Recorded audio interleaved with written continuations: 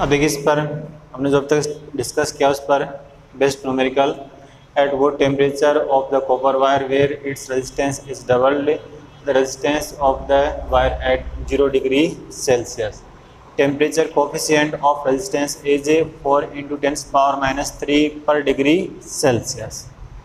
कहने का मतलब है कि किस टेम्परेचर पर उस कॉपर वायर का जो रेजिस्टेंस है वो 0 डिग्री सेल्सियस पर जो रेजिस्टेंस है उसका डबल हो जाएगा। ठीक है, देखिए आपको मैंने बताया था इसमें रिलेशन RT = R0 1 + α/T। ठीक है, अब देखिए अपने को इनिशियल है वो कितना गिवन है, इनिशियल है वो R0। तो ये कह रहा है, हमने सपोज कर लेते हैं वो टेम्परेचर कितना है T डिग्री सेल्सियस, तो उस पर ये जो रेजिस्टेंस है वो इनिशियल का कितना हो जाएगा, डबल हो जाएगा। और अल्फा अपने को गिवन है 4 × 10⁻³ पर डिग्री सेल्सियस। ओके, तो वैल्यू पुट कर देंगे। RT की वैल्यू 2R0 और यहाँ जाएगा 1 + α/T। R0 से R0 कैंसिल, 2 = 1 + α/T, तो यहाँ जाएगा 2 - 1 = α/T। तो T = आ जाएगा अपने पास 1/α। अब अल्फा की वैल्यू अपने को गिवन है 4 × 10⁻³ तो इसको हम लिख देंगे 1000/4। तो 4 से डिवाइड कर देंगे तो आ जाएगा 250 डिग्री सेल्सियस। ओके, ये बोर्ड एग्जाम में 2 टाइम्स से जो न्यूमेरिकल है वो पूछ लिया गया है। ठीक है, एक इम्पोर्टेंट न्यूमेरिकल है और इसका आंसर अपना आ जाएगा 250 degree Celsius. Good morning students, हमने लास्ट टॉपिक डिस्कस किया था इसमें कार्बन प्रतिरोधक। आज हम डिस्कस करेंगे विभिन्न पदार्थों के प्रतिरोधकता व प्रतिरोध पर ताप का प्रभाव। तो करते हैं स्टार्ट। देखो, पदार्थों की प्रकृति के अनुसार प्रतिरोध व प्रतिरोधकता की जो ताप पर निर्भरता है वो भी अलग अलग होती है। पदार्थ की प्रकृति अलग अलग होगी तो निर्भरता भी अलग अलग होगी। तो हम विभिन्न पदार्थों के लिए प्रतिरोध और प्रतिरोधकता पर ताप के प्रभाव का अध्ययन करेंगे। इस कैटेगरी में जो फर्स्ट है वो अपना है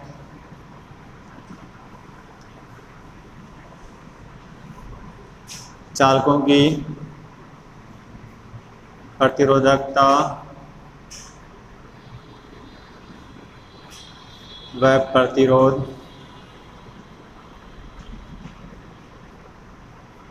पर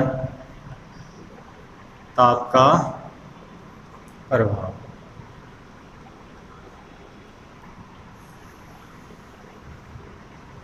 ठीक है, तो देखिए चालक पदार्थों की प्रतिरोधकता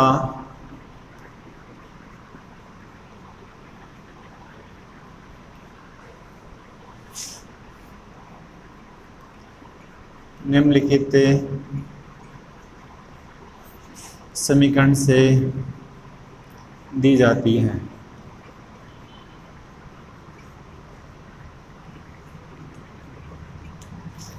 ये हम पहले डिस्कस कर चुके हैं। ρ = mNE². यही है। m इलेक्ट्रॉन का द्रव्यमान, n इलेक्ट्रॉन संख्या घनत्व, E इलेक्ट्रॉन पर आवेश और तो यहाँ पर विश्रांति काल। विश्रांति काल का मतलब है 2 क्रमागत चक्रों के मध्य लगा औसत समय। 2 क्रमागत चक्रों के मध्य लगा औसत समय। ठीक है, अब देखिए हम क्या करते हैं, टेम्परेचर इंक्रीज करते हैं। तो देखिए दिए गए पदार्थ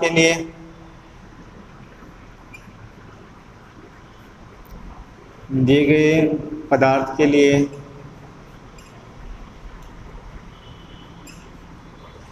यहाँ एम एन व ई नियत है, मतलब इनमें तो कोई चेंज नहीं होता है।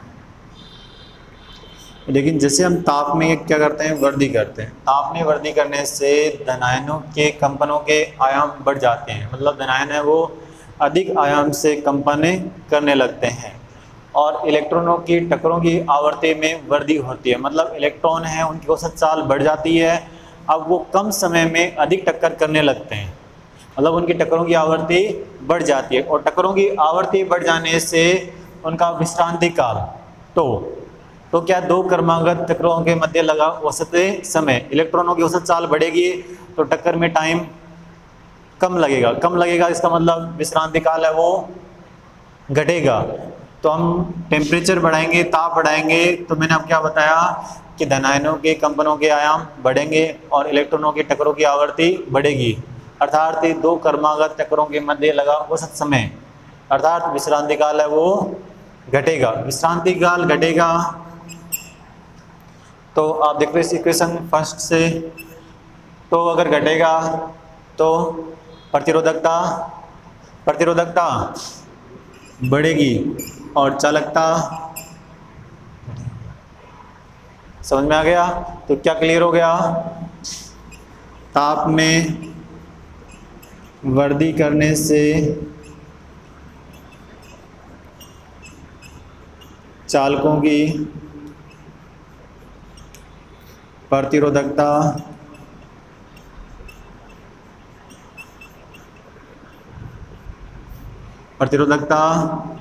बढ़ती है, परंतु चालकता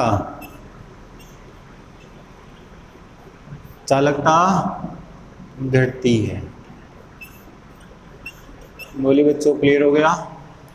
तो ताप बढ़ाने से चालकों की प्रतिरोधकता बढ़ती है और चालकता घटेगी। कि ताप बढ़ाने से एम में कोई चेंज नहीं है, इलेक्ट्रॉन जितने मुक्त होने थे उतने इलेक्ट्रॉन मुक्त हो जाते हैं, उनकी संख्या में कोई चेंज नहीं होता है।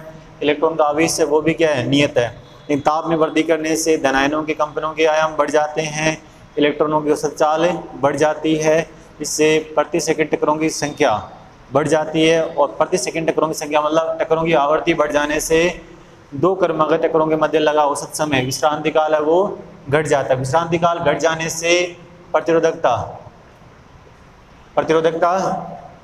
बढ़ जाती है और चालकता, मतलब इलेक्ट्रॉनों की संख्या में तो कोई चेंज नहीं हो रहा, लेकिन टक्करों की संख्या क्या हो गई, प्रति सेकंड होने वाली टक्करों की संख्या बढ़ गई।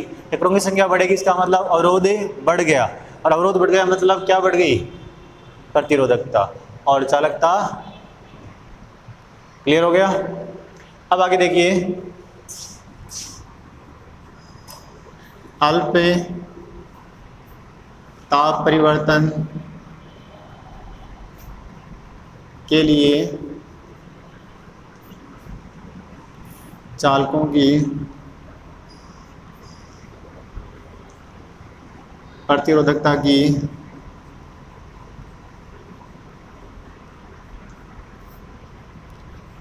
ताप पर निर्भरता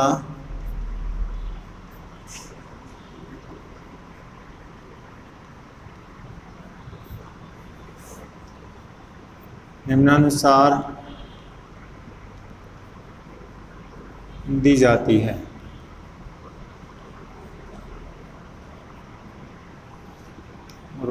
रो T equal to rho naught और 1 plus alpha T, question number 2।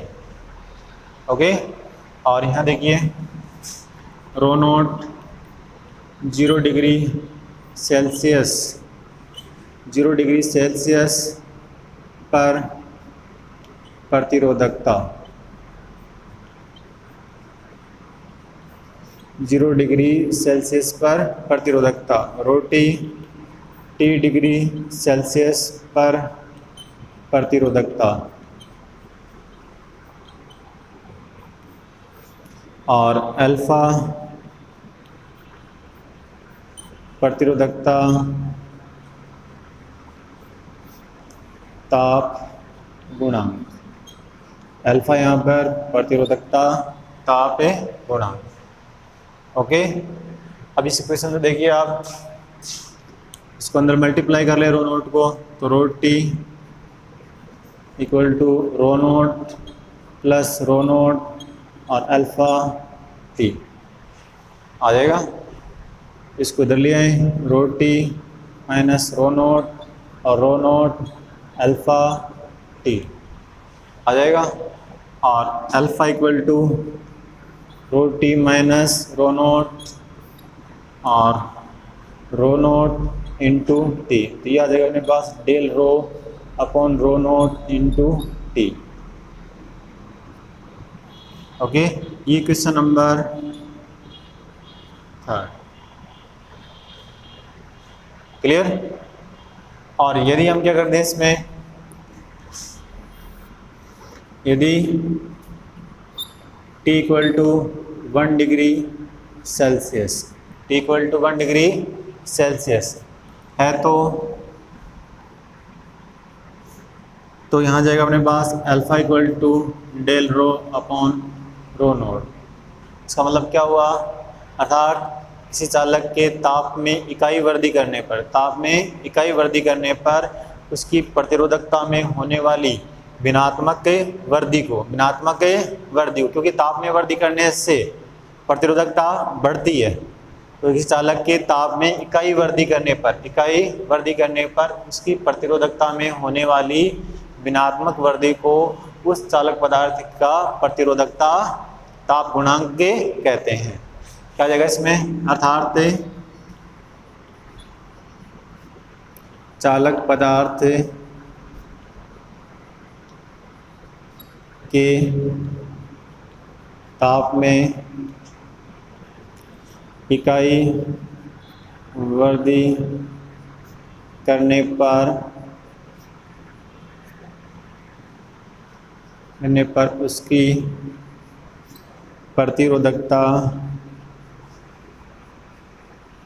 उसकी प्रतिरोधकता में होने वाली ऋणात्मक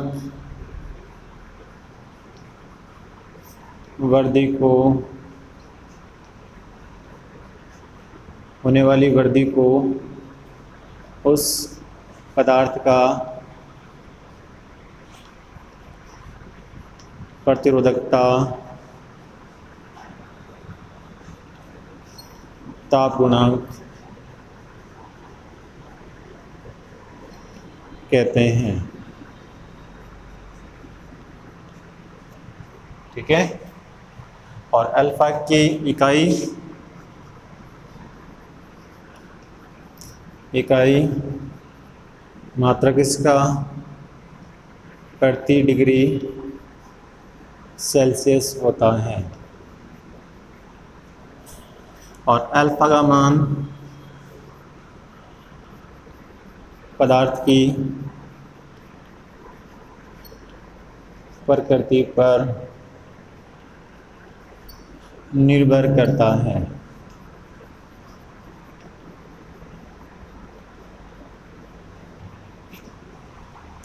पदार्थ की प्रकृति पर निर्भर करता है, और चालकों के लिए अल्फा का मान धनात्मक होता है। क्यों? क्योंकि ताप में वृद्धि करने से प्रतिरोधकता बढ़ती है, प्रतिरोधकता बढ़ेगी तो अल्फा का मान धनात्मक होगा। तो चालकों के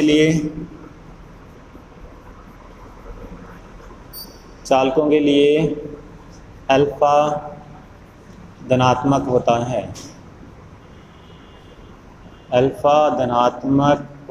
है,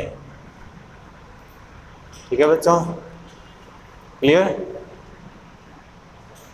अब आगे देखिए, प्रतिरोधकता के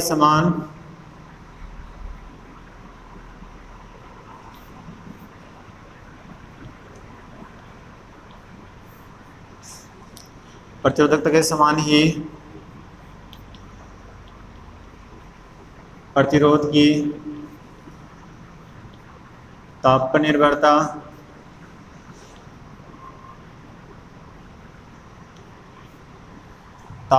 आ जाएगी यहाँ, R T equal to R naught plus bracket plus 1 plus alpha T, equation number 4।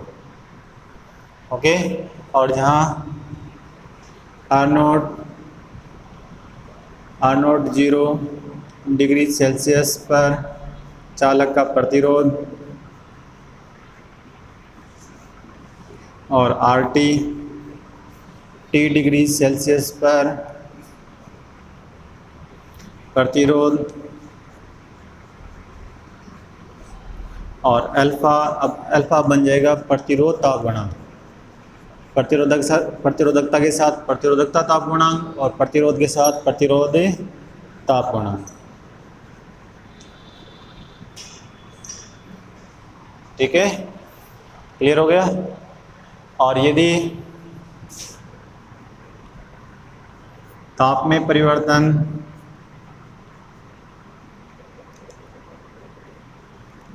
Delta T है तो तब ये अपनी बन जाएगी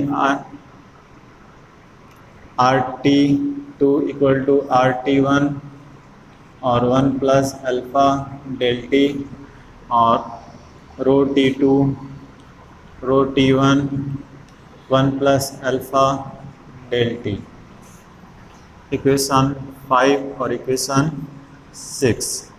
ओके, डेल टी तो यहाँ क्या है, ताप में परिवर्तन, और टी वन जहाँ आर टी वन क्या है, T1 डिग्री सेल्सियस पर प्रतिरोध, T2 डिग्री सेल्सियस पर प्रतिरोध और अल्फा प्रतिरोध ताप गुणांक, और डेल टी यहाँ T2 माइनस T1 प्रारंभिक ताप, T2 अंतिम ताप।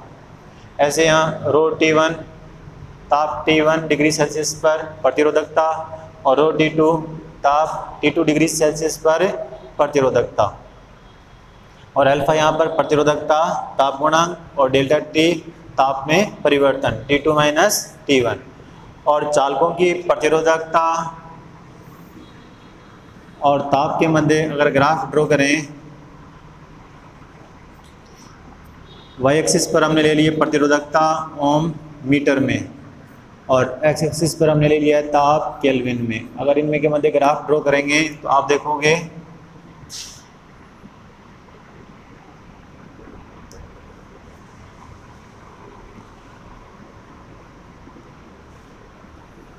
कि उस तापों पर आप देख रहे हो कि प्रतिरोधकता है वो ताप के साथ रैखिक रूप से परिवर्तित हो रही है, लेकिन अल्प ताप पर आप देख रहे हो कि ये ग्राफ है वो सरल रेखा से विचलित हो जाता है।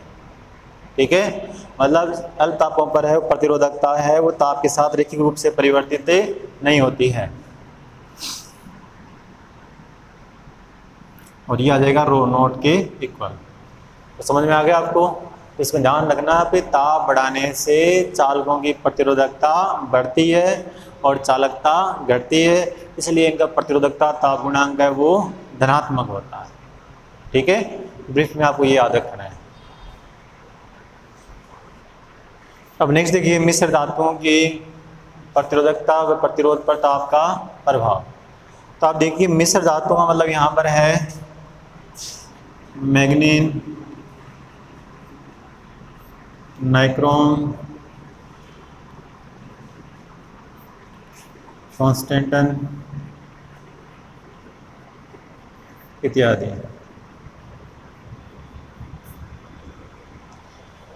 इनकी जो प्रतिरोधकता में ताप के साथ जो परिवर्तन होता है वो अल्प परिवर्तन होता है, मतलब इनकी प्रतिरोधकता है वो ताप पर जो निर्भरता है वो अल्प होती है, मतलब बहुत कम परिवर्तन होता है।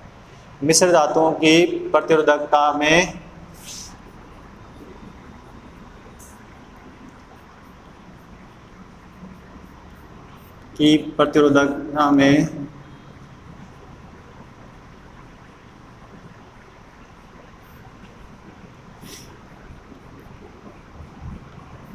ताप के साथ बहुत कम परिवर्तन होता है।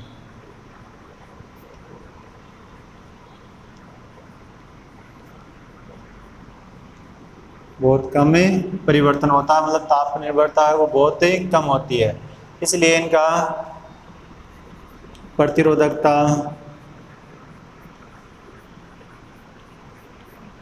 ताप गुणांक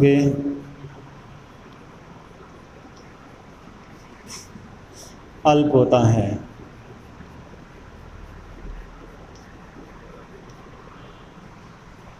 प्रतिरोधकता ताप गुणांक अल्प ही होगा। अल्फा क्या होता है, देखो मैंने आपको बताया था अभी, ये बताया था। ताप में वृद्धि कर रहे हैं, ताप तो बढ़ा रहे हैं, लेकिन यहाँ परिवर्तन बहुत ही कम है। ये तो बहुत कम है, ये बहुत बढ़ गया, इसका मतलब अल्फा की वैल्यू क्या आएगी, अल्फा की वैल्यू क्या आएगी, बहुत ही कम। और यही कारण है कि तार आबद्ध मानक प्रतिरोधक मिश्र धातु के बनाए जाते हैं,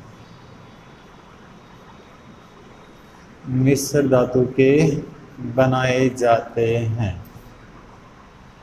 ठीक है, क्योंकि इनकी प्रतिरोधकता में ताप के साथ बहुत कम में परिवर्तन होता है। ताप में कोई वृद्धि करने से प्रतिरोधकता में कोई खास परिवर्तन नहीं होता है, जिस कारण इसका प्रतिरोधकता ताप गुणांक है वो अल्प है।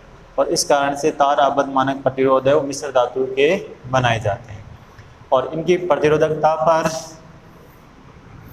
अगर ताप का प्रभाव हम देखेंगे तो प्रतिरोधकता मीटर में, ताप यहाँ केल्विन में, तो आप ये देखोगे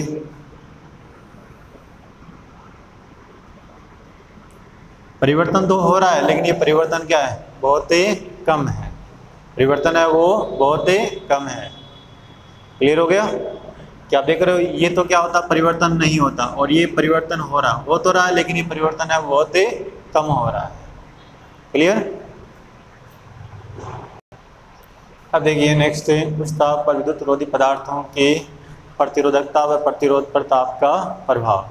तो उस ताप पर कुछ चालकों एवं विद्युत रोधी पदार्थों की प्रतिरोधकता की ताप पर निर्भरता है वो इस समीकरण से दी जाती है, rho equal to rho note ई की पावर ई जी अपॉन 2 kBT। ओके, और यहाँ ये तो हो जाएगी प्रारंभिक प्रतिरोधकता और ये हो जाएगी अंतिम, और ई जी यहाँ पर है वर्जित ऊर्जा अंतराल, मतलब संयोजी बैंड और चालक बैंड के मध्य का ऊर्जा गैप अंतराल वर्जित ऊर्जा अंतराल कहलाता है। और केबी यहाँ पर वोल्ट्जमान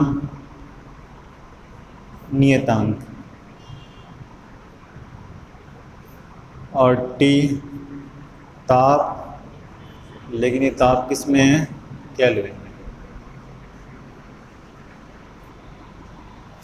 ठीक है, अब आप क्या देख रहे हो यहाँ पर कि ताप में वृद्धि करेंगे, अगर आप ताप में वृद्धि करोगे तो इसकी वैल्यू यहाँ घटेगी, तो रो का मान घटेगा। मतलब ताप में वृद्धि करने से विद्युत रोधी पदार्थों की प्रतिरोधकता है वो चरघातांकी रूप से घटती है, और ताप में अगर कमी करेंगे तो प्रतिरोधकता है वो चरघातांकी रूप से बढ़ती है। अगर ताप में वृद्धि करेंगे तो प्रतिरोधकता आप देख रहे हो क्या हो रही है, घट रही है, इसका मतलब चालकता बढ़ेगी। और यहाँ ताप में कमी कर रहे हैं तो प्रतिरोधकता बढ़ेगी, तो चालकता घटेगी। और T इक्वल टू 0 केल्विन ताप पर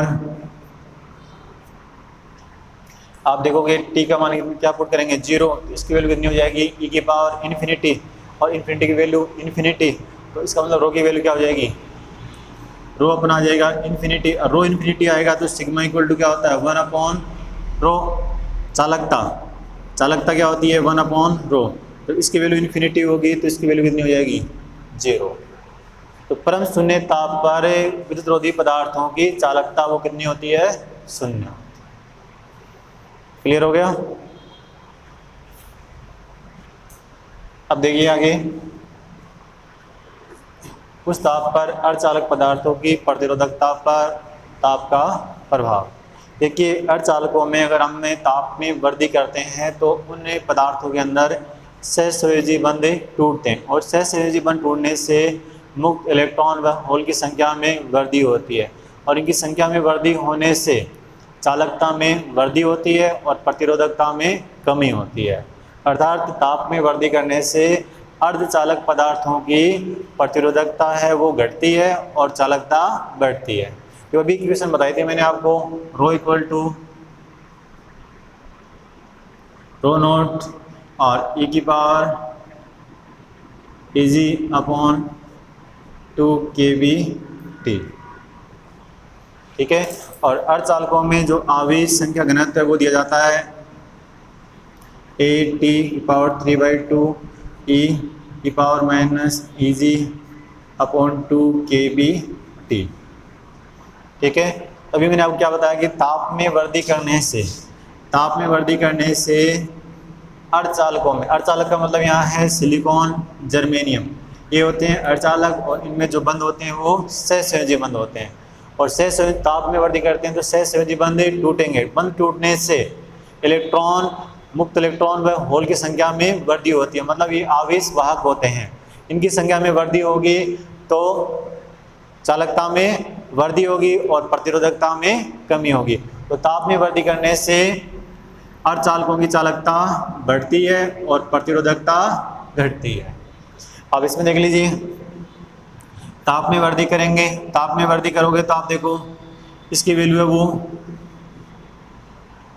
देखो ए की पावर क्या है, ई माइनस, इसको यूँ भी लिख सकता हूँ मैं, देखो AT की पावर 3/2 और E की पावर EG अपॉन 2 kBT। अब देखो अगर आप ताप में वृद्धि करोगे तो इसकी वैल्यू घटेगी, इसकी वैल्यू घटेगी तो आवेश संख्या घनत्व है वो बढ़ेगा और आवेश संख्या घनत्व बढ़ेगा तो चालकता बढ़ेगी और प्रतिरोधकता घटेगी। तो आपने क्या देखा कि अर्धचालकों के ताप में वृद्धि करने से चालकता बढ़ती है और प्रतिरोधकता घटती है। तो इनकी प्रतिरोधकता का ताप के साथ अगर आप ग्राफ बनाओगे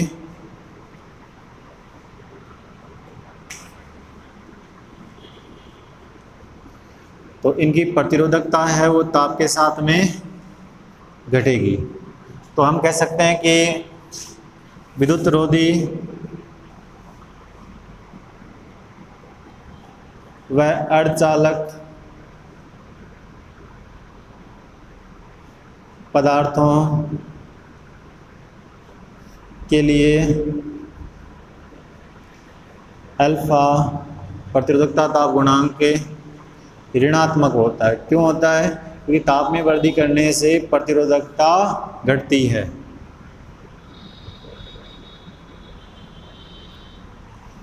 ओके,